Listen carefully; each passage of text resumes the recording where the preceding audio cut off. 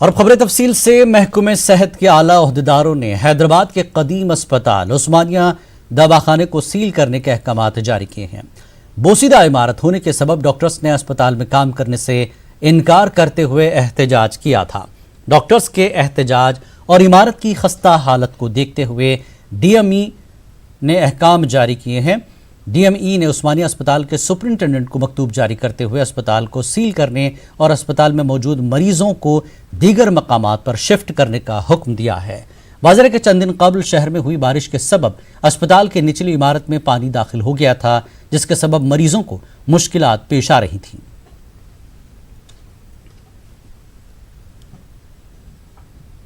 تلنگانہ میں corona virus کے 1430 نئے معاملے درج ہوئے ہیں۔ ریاست میں کورونا وائرس سے متاثرہ مریضوں کی جملہ تعداد 47,705 ہو گئی ہے۔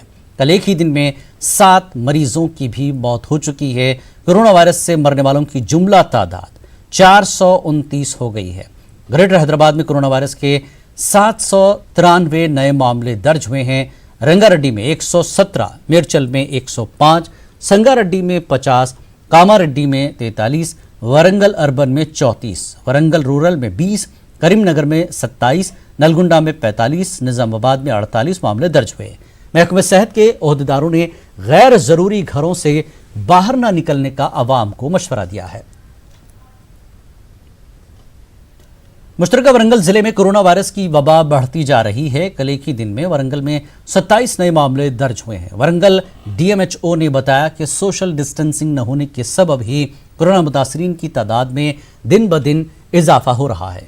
انہوں نے کہا کہ کورونا وائرس کی بڑھتی وبا پر قابو پانے کے لیے ریپڈ اینٹیجن کٹس کے ذریعے کورونا ٹیسٹ کیے جا رہے ہیں۔ ہوم آئسولیشن نہ ہونے کی صورت میں ایسے مریضوں کو کاکاتیہ یونیورسٹی میں سرکاری آئسولیشن میں رکھ کر علاج کیا جا رہا ہے۔ D M H O Lalita Devi نے سرکاری گائیڈ لائن پر عمل کرنے کی عوام سے اپیل کی ہے۔ ریاست تلنگانہ میں کورونا وائرس کی وبا دن بدن شدت اختیار کرتی جا رہی ہے۔ کورونا وائرس کی بڑھتی وبا کو روکنے کے لیے مختلف تجارتی ادارے رضاکارانہ طور پر بند بنا رہے ہیں۔ سنگا ریڈی، میدک، سدی پیٹ، ظہیر آباد و دیگر اضلاع میں تاجر رضاکارانہ طور پر ایک ہفتے کے لیے اپنی دکانوں کو بند رکھنے کا اعلان کیا ہے۔ چند مقامات پر صبح 6 تا دوپہر 1 بجے تک دکانات کھلے رکھے جا رہے ہیں۔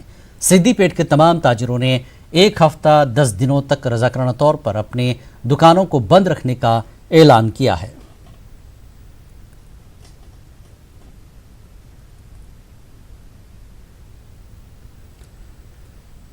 چین سرحد پر فائرنگ میں شہید کرنل سنتوش بابو کے اہل خانہ کو ریاستی حکومت کی جانب سے الاٹ کردہ اراضی کے دستاویزات فراہم کیے گئے ہیں۔ کرنل سنتوش کی بیوی سنتوشی کو اراضی کے دستاویزات دیے گئے۔ اس موقع پر سنتوش بابو کے والدین بھی موجود تھے۔ حیدرآباد ضلع کلکٹر شویتا نے اراضی کے دستاویزات سنتوشی کے حوالے کیے۔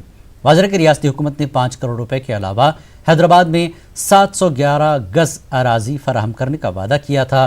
حیدرآباد میں کے وی آر پارک کے روبرو موجودہ 711 گز قیمتی اراضی سنتوشی کے حوالے کی گئی۔ سنتوشی نے وزیر اعلیٰ کا شکریہ ادا کیا۔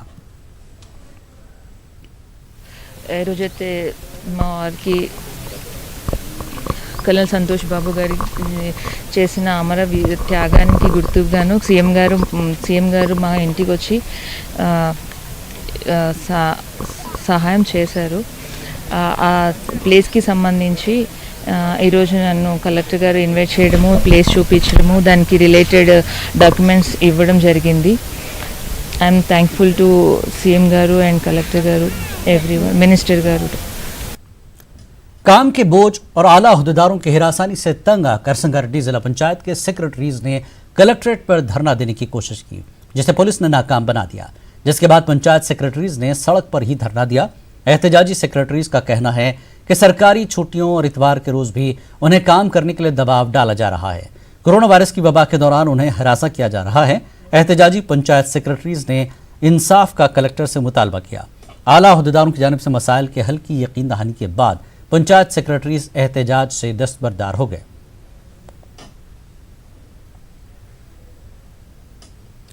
ملک میں سونے چاندی کی قیمتیں آسمان چھو رہی ہیں۔ پہلی مرتبہ ملک میں فی 10 گرام سونے کی قیمت 50,000 کے پار ہو گئی ہے۔ انٹرنیشنل مارکیٹ میں سونے کی مانگ میں لگاتار اضافے کے بعد ملک میں सोने की कीमत में इजाफा हुआ है। आज एक ही दिन में 10 ग्राम सोने की कीमत में 500 रुपए का इजाफा हुआ। इसी तरह चांदी की कीमत में भी फी किलो 3,400 रुपए का इजाफा हुआ है। हैदराबाद में 1 किलो चांदी की कीमत 61,000 रुपए हो गई है।